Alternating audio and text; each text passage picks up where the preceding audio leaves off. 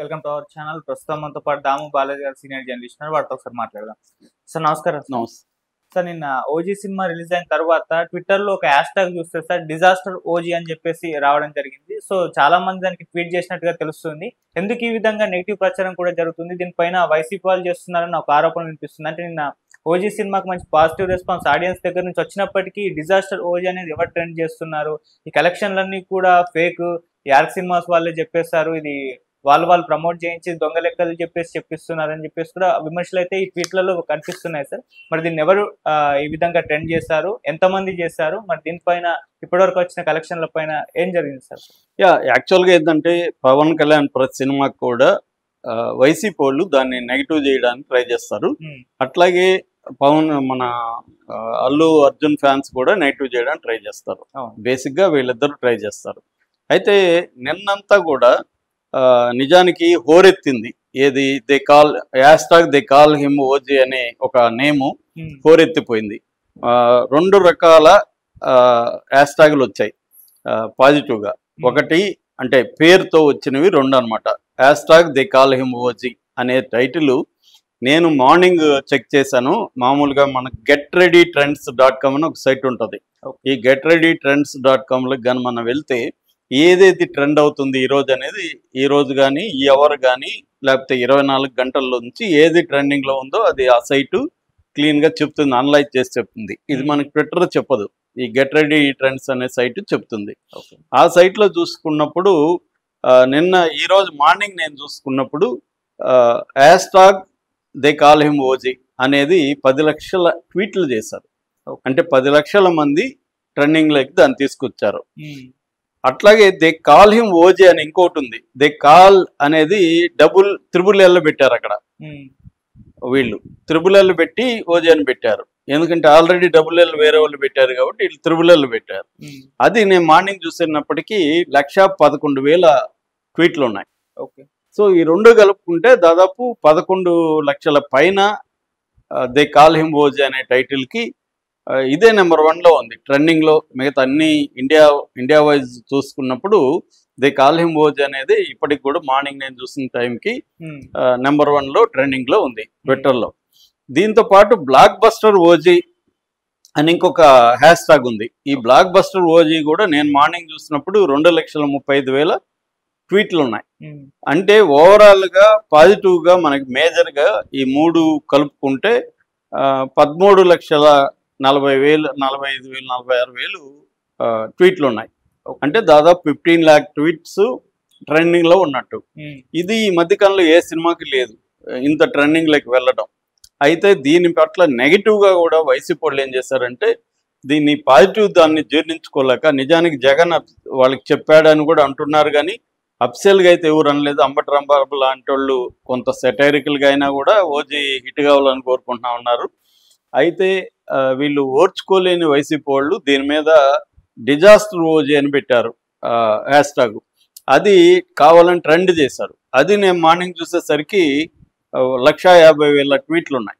నిజానికి అది తగ్గుతూ వస్తుంది.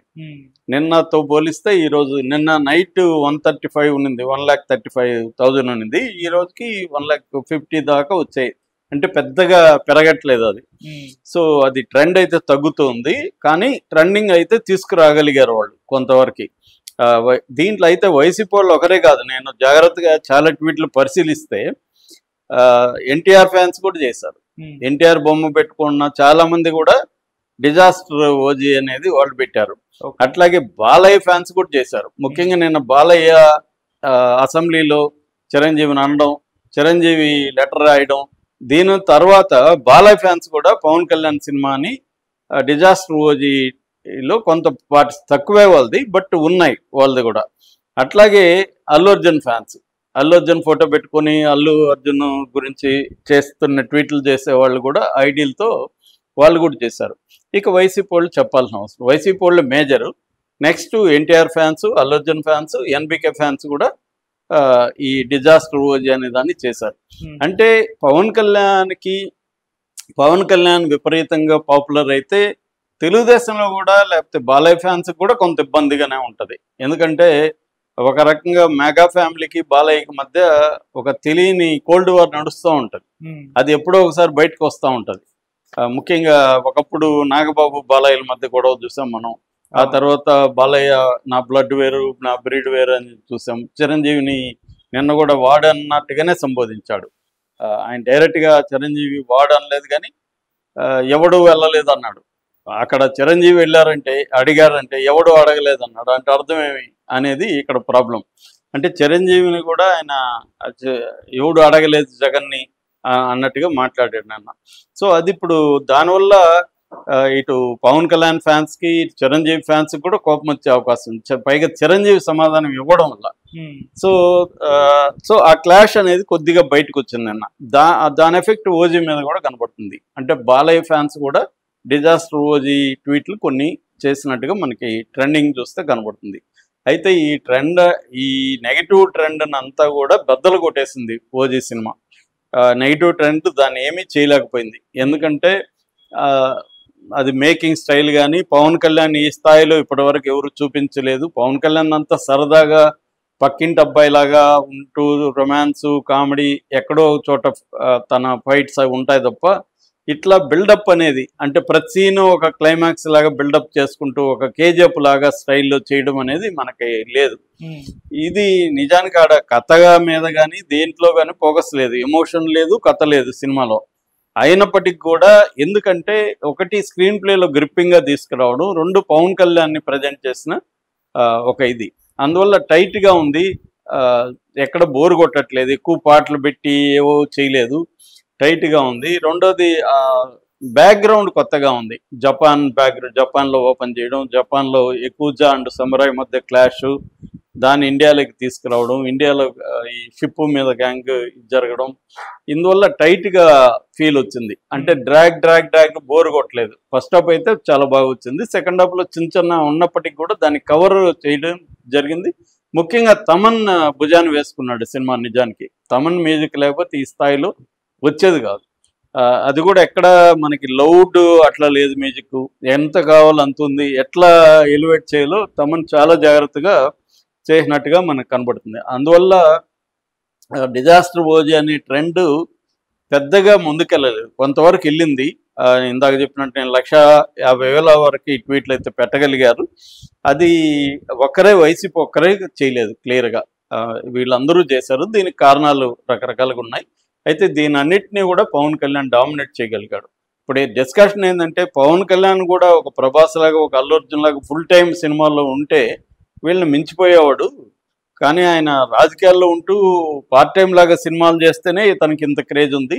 ఫుల్ టైం కానీ కాన్సన్ట్రేట్ చేసి సినిమాల్ని ఆయన కూడా కథలో ఇన్వాల్వ్ అయ్యి జాగ్రత్తగా చేస్తే ఖచ్చితంగా ఆయన కూడా పాన్ ఇండియాలోకి వెళ్ళిపోయి ఈ పార్టీకి 1000 కోట్ల క్లబ్లోకి వెళ్ళిపోయి ఉండేవాడు అన్న టాక్ అయితే అనిపిస్తుంది. అది వాస్తవం అనిపిస్తుంది ఓజీ చూస్తే. అంటే కరెక్ట్గా మంచి డైరెక్టర్ పెట్టుకొని మంచి పాన్ ఇండియా, ఇది నిజానికి ఇది పాన్ ఇండియా స్టోరీనే, కానీ వీళ్ళు ఆ స్థాయిలో ప్రమోట్ చేయలేకపోవడం ఒక మైనస్. అందుకనే దాని మీద చాలామంది పవన్ కళ్యాణ్ ఫ్యాన్స్ కూడా అసంతృప్తిగా ఉన్నారు. సరిగ్గా చేయలేదు ఈయన ప్రమోషన్లు, ఏం తమిళనాడులో చేసి ఉండొచ్చు కదా, మన కర్ణాటకలోను ముంబైలో చేసి ఉండొచ్చు కదా అనేది. ఎట్లాగో వాళ్ళకి ఆల్రెడీ త్రిబులార్కి వీళ్ళకి ఎక్స్పీరియన్స్ ఉంది వాళ్ళకి.